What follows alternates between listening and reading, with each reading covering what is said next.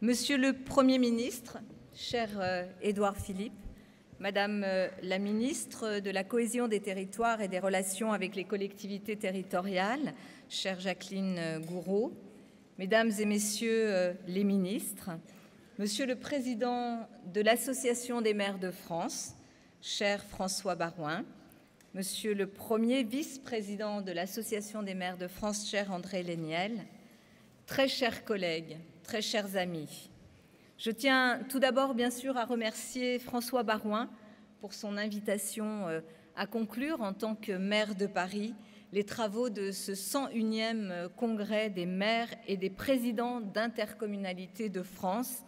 C'est pour moi un grand honneur. Chaque année, j'ai l'habitude de vous accueillir au début du congrès et de vous dire profitez de Paris. J'espère que vous avez profité de Paris.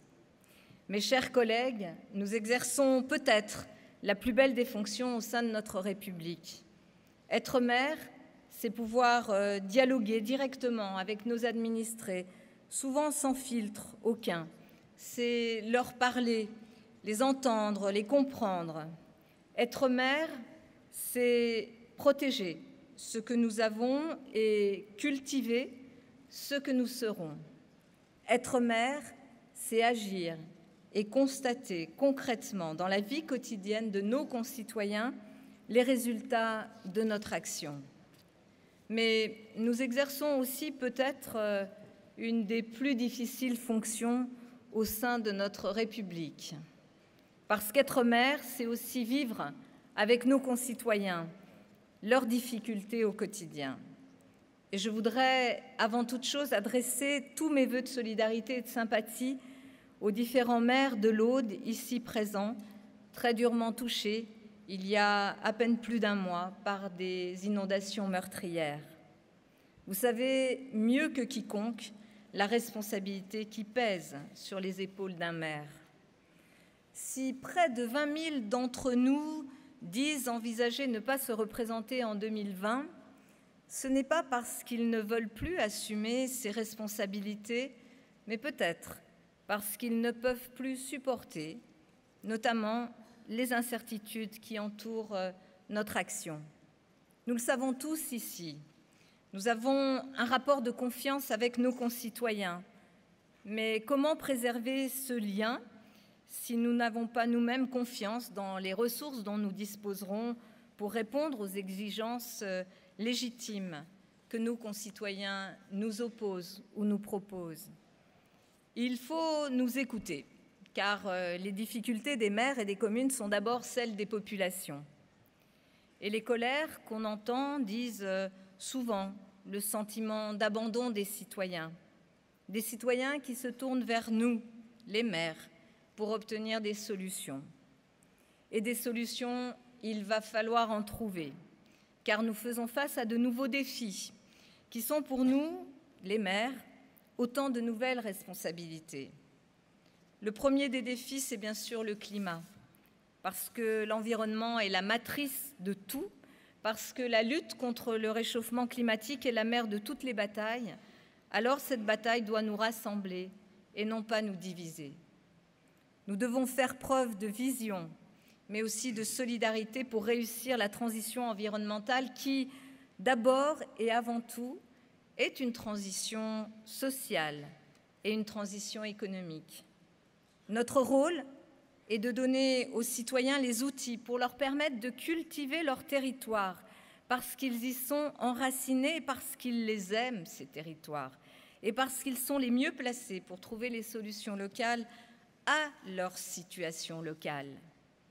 Et l'environnement est un formidable levier pour créer de nouvelles richesses, de nouvelles opportunités de développement, d'emploi. Sur ce sujet, comme sur beaucoup d'autres, les solutions passent par les territoires, tous les territoires, parce que tous les territoires, tous les jours, innovent, inventent, expérimentent. Mais je le dis bien sûr, pour relever ce défi climatique ainsi que tous les autres, il faut veiller jalousement à préserver le pacte républicain qui unit l'État à ses territoires et aux élus locaux que nous sommes. Je veux féliciter l'AMF pour sa campagne nationale lancée il y a quelques jours et baptisée « Ma commune, j'y tiens ». Oui, nous tenons à nos communes, au moins autant que nos citoyens. Agissons ensemble avec eux, parce que donner aux maires et aux populations les outils pour mettre en œuvre leurs solutions, c'est nous donner les moyens de cultiver nos villes, nos communes et de redresser le pays. Je vous remercie.